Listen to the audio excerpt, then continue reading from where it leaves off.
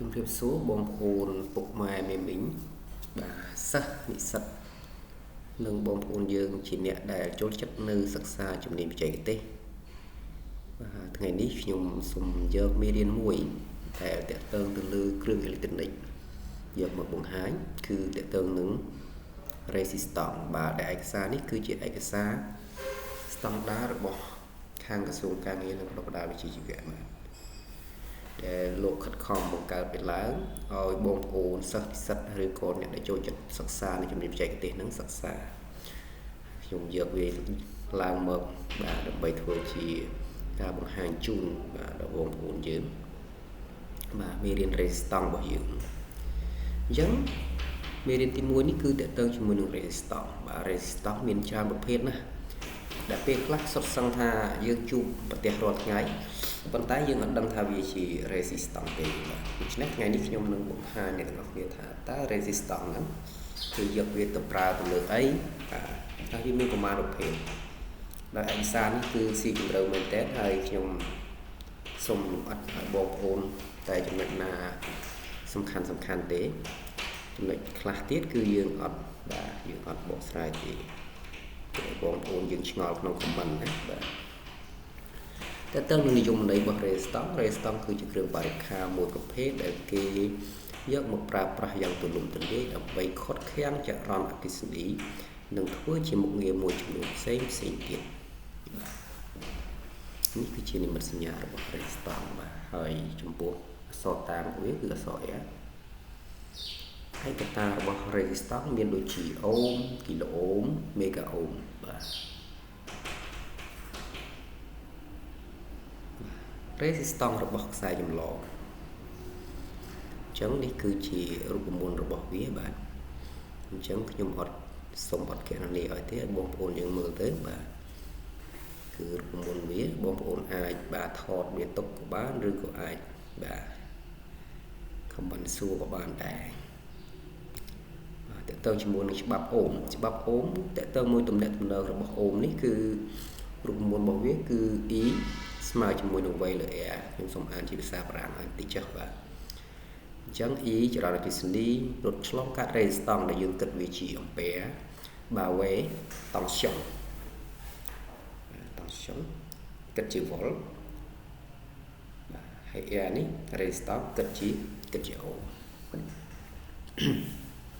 អញ្ចឹងមានលំហាត់មានអីសម្រាប់អ្នកទាំងអស់គ្នាគណនាច្រើនប៉ុន្តែខ្ញុំបាទសូមមិនស៊ីជម្រៅដល់ចំណុចហ្នឹងទេខ្ញុំ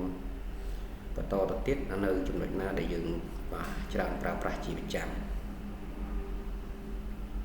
ដូចជាការវាស់ដូចជាអីជាដើមបាទអញ្ចឹងតកតងជាមួយនឹងបំណែកចែករបស់ resistance យើងអាចមើលបានណា resistanceវាមានចំណុចសំខាន់ច្រើនបាទដូចជា resistance ធ្យូងនេះអញ្ចឹងបាទអញ្ចឹងតម្លៃអូមរបស់វាគឺចាប់ពី1គីឡូ1អូមបាទ1អូមដល់100 mអូមហ្នឹងមីលៀនណាបាទមីលៀនអូមបាទដែលអានុភាពរបស់វាគឺ1លើ8វ៉ាត់ដល់2វ៉ាត់ហ្នឹង resistance ធ្យូងបាទរូបវាមានបាទនេះគឺ resistance ធ្យូងអញ្ចឹងបងប្អូនយើងមួយចំនួនគាត់បានជួប resistance ធ្យូងហើយ resistance ធ្យូងហ្នឹងនិង resistance បាទពុកកបោនយ៉ាត់ច្រឡំគ្នាណាបាទធ្យូងគឺមើលទៅវាស្រៀងគ្នាដែរប៉ុន្តែធាតុខាងក្នុងរបស់វាផ្សំឡើងគឺអត់ដូចគ្នាទេហើយតកតើជាមួយនឹងបាទភាពជាប់មាំរបស់វាហ្នឹងក៏អត់ដូចគ្នាដែរ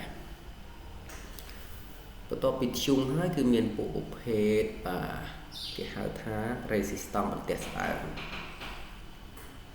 បងប្អូនយើងខ្លះក៏ធ្លាប់បានជួបបងប្អូនខ្លះក៏អត់បានធ្លាប់ជួបដែរបាទនេះ resistance ហ្នឹងពី10អូមបាទទៅដល់1លានអូមដូចគ្នាបាទដែលអានុភាពរបស់វាលើសពី5វ៉ាត់និងភាពល្អៀងរបស់វាហ្នឹង0.5% បាទដែលយើងហៅថាកម្រិតលំអៀងណាមកប្រភេទទៀតអានេះគេហៅថា resistance បន្ទះក្រាស់ bà rê stong mình tia crack này dương ai mưa khơi nhớ vì nguyên rụt riêng bẹp này rê stong này bà mình tia crack thì pra về được nông sẽ tồn hạt hiệp bùa chẳng cái phở bùa này bạn mình rê stong xem tiết đôi chỉ bộ xi măng nó mình đôi khe xi măng đấy nè khe xi măng nó gì mòn còn cái này đầu tiên dương hào thà bộ xi măng nó cứ tới chỉ thmo tao bình và cái dương hảo thì xài những cái hào thà rê stong thmo bà rê stong thmo và trứng rê stong tập thmo thì miền bộ cả bầu và cả bầu của bạnนี้cả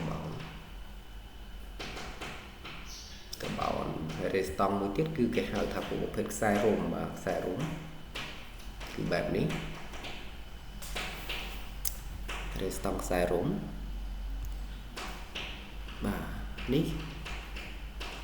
và cứ chỉ cột bò bỏ rê stong tương chỉ mùi nâng cột bò bỏ rê stong ní cứ bông ôn dương ai mơ từ lửa cột bông việt bàn á bà bén cái lỡ cốt trong cái biên mạn bèn tia ho tha về miền buôn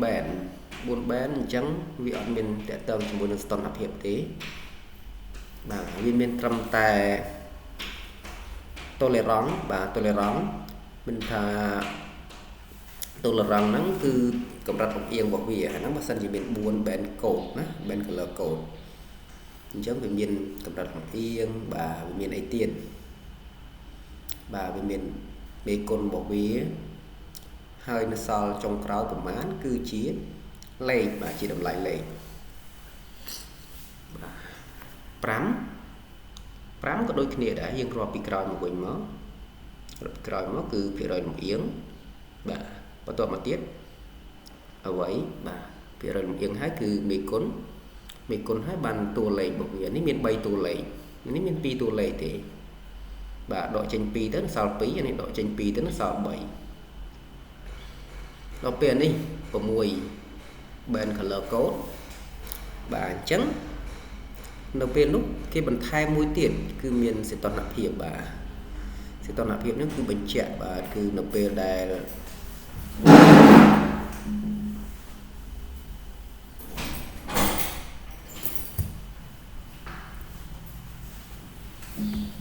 bà nộp về đài dương bà bị rơi yên và miền anh ấy để tương chỉ môi nâng và toàn hợp hiệp chẳng toàn hợp hiệp nó rê stong khác vì ai prai pro làm lại bộ Việt Nam toàn hợp hiệp đại và chẳng để tương chỉ môi nâng po là bỏ rê stong bông ôn những ai mơ bà nó chẳng lên và lại sâu nó cứ bỏ máu chứ những ai rõ bàn nó máu nó trò khóm tật cối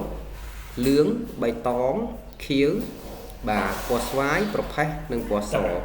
để lên bộ viết cứ miền tam nâng nè bà miền tam nâng chắc video ngày nít trong sông thừa vẫn nắng hay trong bộ bông ôn dương để chọn sắc xa bản hàng chiếc trong đường thừa video chỉ bản to chủ và xong học quân trả